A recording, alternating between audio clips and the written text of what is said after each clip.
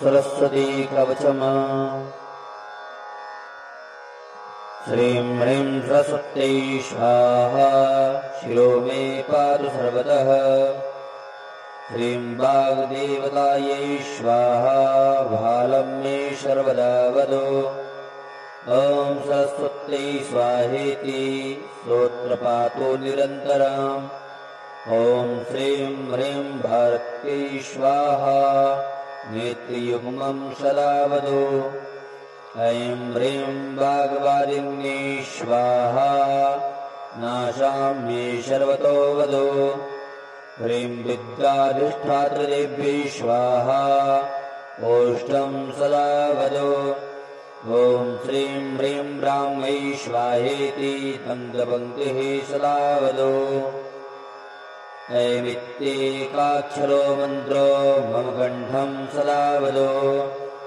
ॐ श्रीं ह्रीं पातु मे ग्रीवां स्कन्धं मे श्रीं सदा वदो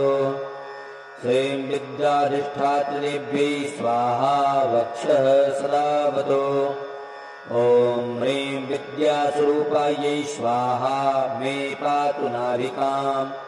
ॐ ह्रीं ह्रीं वाण्यै स्वाहेति मम पृष्ठं सदा वदो ॐ सर्ववर्णात्मिकायै पादयुग्मं सदा वदो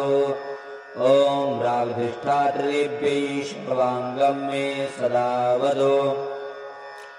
ॐ सर्वकण्ठवासिन्यै स्वाहा प्राच्यां सदा वदो ॐ ह्रीं जिह्वाग्रवासिन्यै स्वाहाग्निदिशि रक्षतो ॐ ऐं ह्रीं श्रीं क्लीं सरस्वत्यै बुधजनन्यै स्वाहा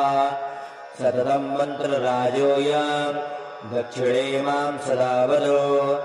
ॐ ह्रीं श्रीं त्र्यक्षरो मन्त्रो नैऋत्यां मे सदा वदो कविजिह्वाग्रवासिन्यै स्वाहा मां वारुणे वदो ॐ सदाम्बिकायै स्वाहा वायव्ये मां सदा वदो ॐ गद्यपद्यवासिन्यै स्वाहा मामुत्तरे वदो ॐ सर्वशास्त्रवासिन्यै स्वाहा ऐशन्यां सदा वदो ॐ ह्रीं सर्वपूजितायै स्वाहा चोढ्वं सदा वदो ऐं ह्रीं पुस्तकवासिन्यै स्वाहा धौमां सदा वदो ॐ ग्रन्थबीजरूपायै स्वाहा मां सर्वतो वदो